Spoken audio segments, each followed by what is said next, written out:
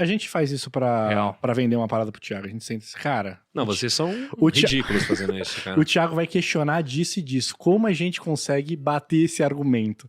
A gente tem esses papos assim, ó, o Thiago vai perguntar isso aqui, ó. Então, a gente não pode chegar lá e ele vai perguntar isso e já acabou. E aí ele já acaba com você nisso, entendeu? Tipo Como assim, que você vai responder isso? Que ele vai perguntar porque isso. o nosso plano é, tipo, não fazer o Thiago matar a nossa reunião em três perguntas. Então, exatamente. a gente tem que sobreviver às 3 perguntas. Não, é que você...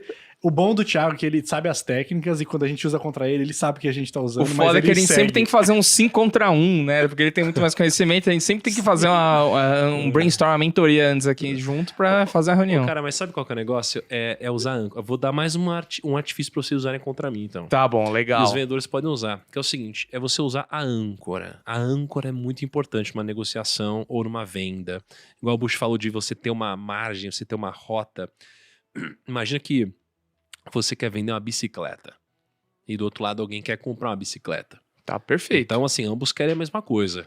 Você só tem que chegar no consenso do preço.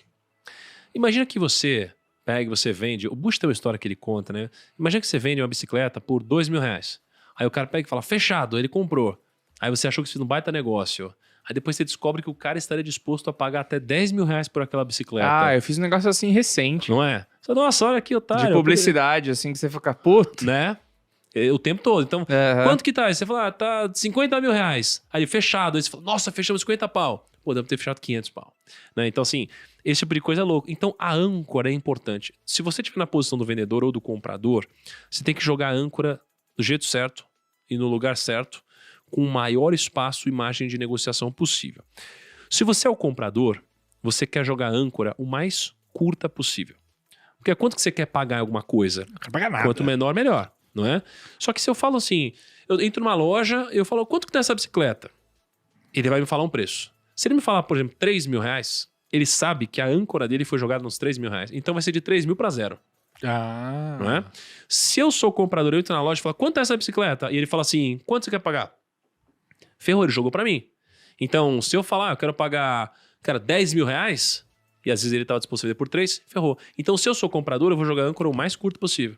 Né? Então, você tem sempre que ter uma margem de manobra e jogar a âncora o mais curto, o mais longe possível para que você possa negociar o preço. Eu lembrei agora de uma situação que a gente fazia... Essa é boa, hein? O primo já usou essa contra mim. Não, é só uma coisa, por exemplo, se você quer que eu grave, por exemplo, tá? Olha só. Você quer que eu grave um vídeo no dia. Tá. Aí você fala assim, primo, precisamos gravar 5 vídeos hoje. Eu já fiz muito Não isso. é? Aí eu falo, não, nem a pau, não tem como, impossível. Você fala, 4 dá? Fala, não tem como, aí você tá bom, então e 1? Aí fala, não, 1 dá. Aí você fala, então tá bom. Então assim, você entendeu? Esse tipo de coisa... eu e já dá fiz pra usar isso dos dois já. lados. Eu chegava com 5 roteiros assim e falei assim, meu, tem que gravar pelo menos 4, cara. Escolhe os 4. Ele falou assim, 4 Os outros papéis nem eram roteiro, né? Era tipo outra isso. coisa. Eu falei assim, não, então vamos fazer assim, a gente grava as 2 maiores headlines aqui e a gente se livra a semana inteira. Ele falava, fechou. Tipo isso. A gente se livra a semana inteira, é o melhor, né? Fala aí, Bush. Não, é que me lembrei de 2 situações do dia a dia de vendas, assim, porque 99% da minha vida foi vendendo, né? Então, é uma posição difícil, muitas vezes quando tem times e etc., porque é uma somatória de ações, né? E eu lembro muitos clientes que chegavam assim naquela reunião, que aí eu ia chamar para ir na reunião. E aí sempre como é que funciona o modelo de negociação? Cada reunião é para diminuir um pouco o preço. Aí vai chamando o cara de cima, né? E tu tem que chegar a um ponto e dizer, cara, jogar o sorvete no chão, que a gente dizia. Cara, vai ter que jogar o sorvete no chão, não dá mais. E aí o cara dizia, não, Buxa, olha só, muito obrigado, tá tudo certo, mas falta só tantos mil para baixar o valor. Aí eu olhar para um vendedor lá e dizer assim, nós estamos aqui para discutir valor ainda? Te peço desculpa, tá, Thiago? Eu errei com o Lucas, eu vou trocar o Lucas, ele não pode te atender, porque se nós estamos nessa altura do campeonato e tu ainda não viu o valor do meu produto a ponto de pedir desconto, é porque o Lucas não fez um bom trabalho.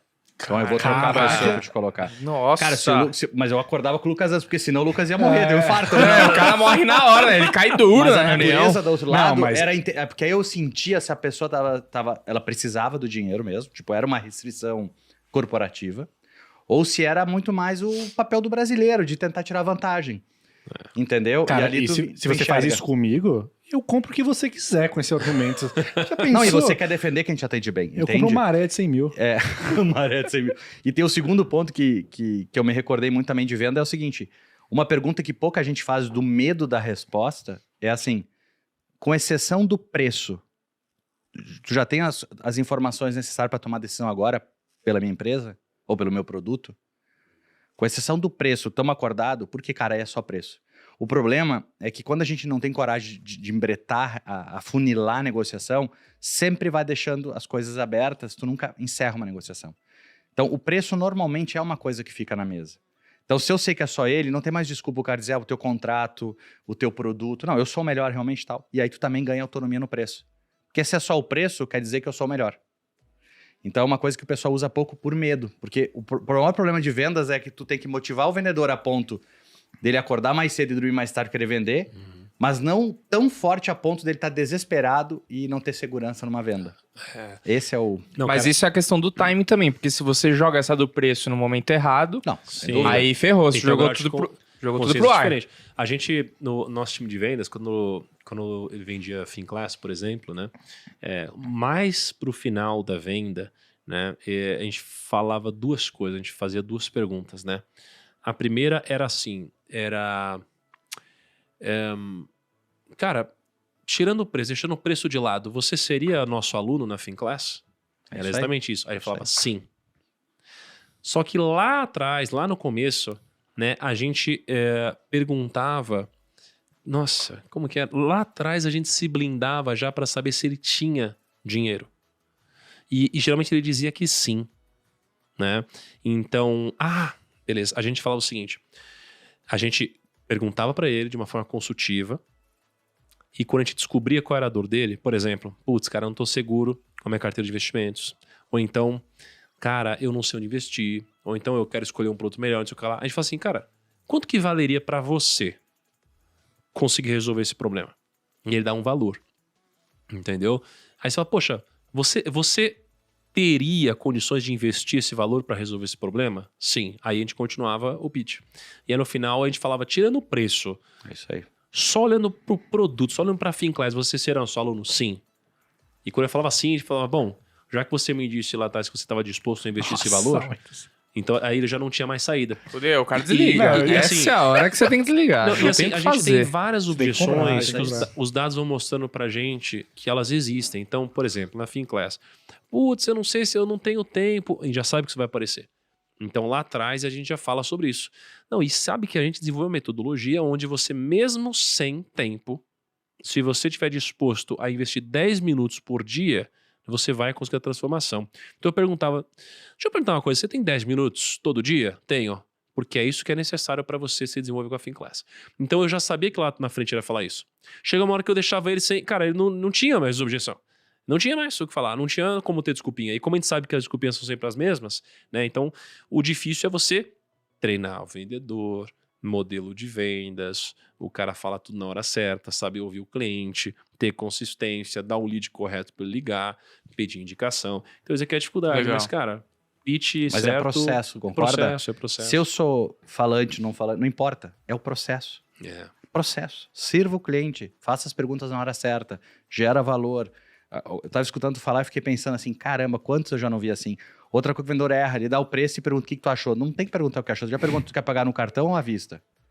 Já passamos dessa fase. Porque a gente gera dificuldade, isso vem muito mais de dentro do que de fora.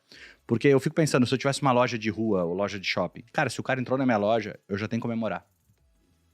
O problema é quando não entra gente na loja. E o que eu vejo é que entra gente pra caramba nas lojas e o pessoal não converte. Por quê? Porque ele não soube fazer as perguntas.